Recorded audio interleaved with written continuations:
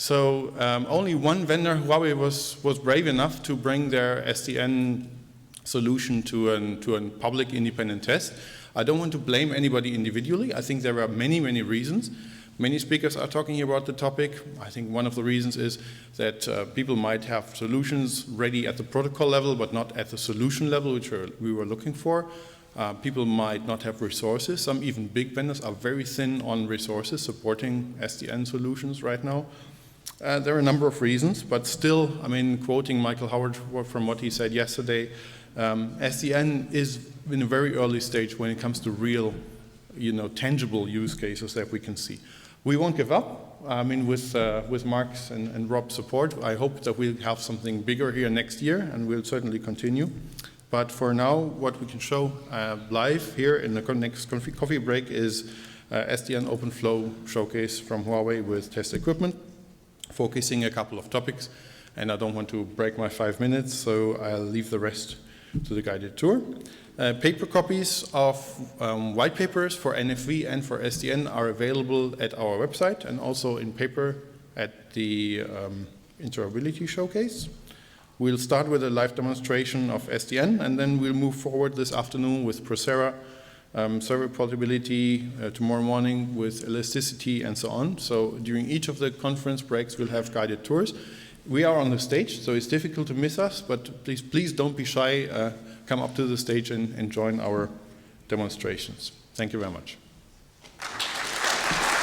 We are very delighted to be here and also be able to working with EANTC to get those 7 showcases done in the last several weeks. I think the key things we want to go through this demo or showcase is to answer 2 questions. What functionalities are currently available for carriers or for data centers? Secondly, how they could help carriers and the data centers or enterprises to utilize the available technology and to solve our critical business problem, basically to reduce cost, reduce the management complexity, in the meantime, increase the resource utilization.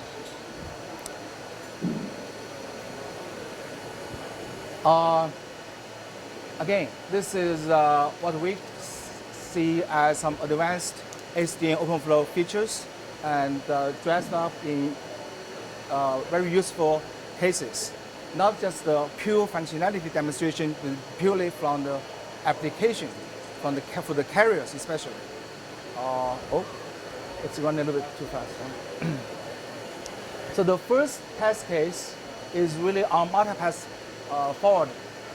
I don't know how many of you came to see our workshop, and we demonstrated the multipath forwarding with a 500 nodes network that will dynamically utilize the network topology, status, utilization, congestion situations within the network. So we use this kind of information to load balance the overall traffic and also significantly increase the resource utilization. In the meantime, we try, as I mentioned, we try to avoid all the congested areas or congested links. And this algorithm is actually implemented, as you can see here. We can see a live demo on this 1.1 multipath forward.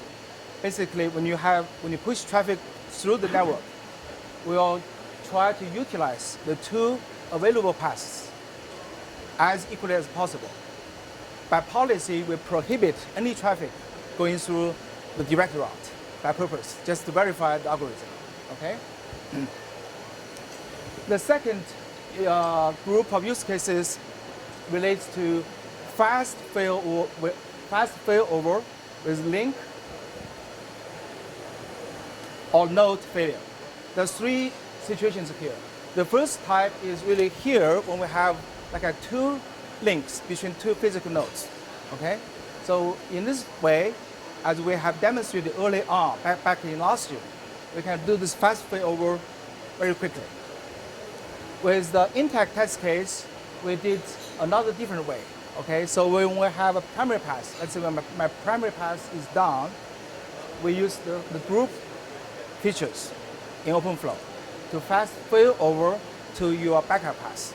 At this time, there's no decision, no recomputing from the controller. So the switch will do the work. The same thing happens with the node failure. And as Carson mentioned before, as you can see here, the time is really fast. It's below 50 microseconds as not milliseconds. Milliseconds, sorry. So it's pretty fast. So we can also lively demonstrate this one here. The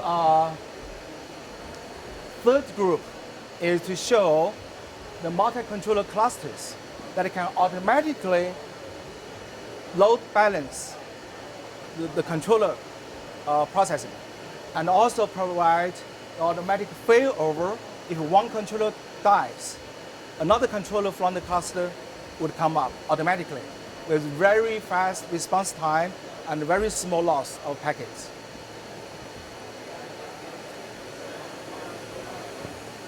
The fourth major group is the on-demand elastic quality of services guarantee.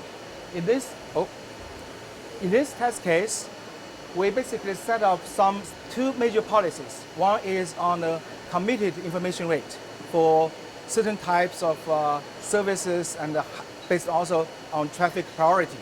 Secondly, we set up a quota for some applications. When your total flow, the total traffic hits that quota, and will cut your traffic off a little bit.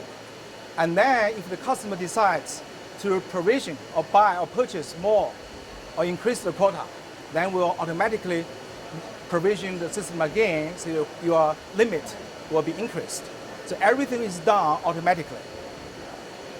As you can see here, what happens at each time moments, and when, for example, we gradually increase the traffic, we'll hit the quota at the CIR, and then we'll hit the quota on the total volume, and then see. Running a competition with iPad mini. I guess it's a big celebration for us.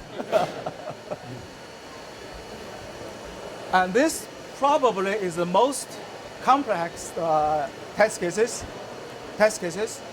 And I think this is a very, very ingenious creation by the staff members, staff engineers from Carson's team. It's really, really helpful.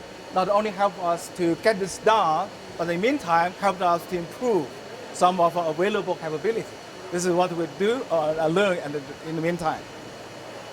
The last one is one of the major problems facing the carriers and the enterprise today is how do we utilize our existing resources, especially our IP networks and MPLS technology and any other technology.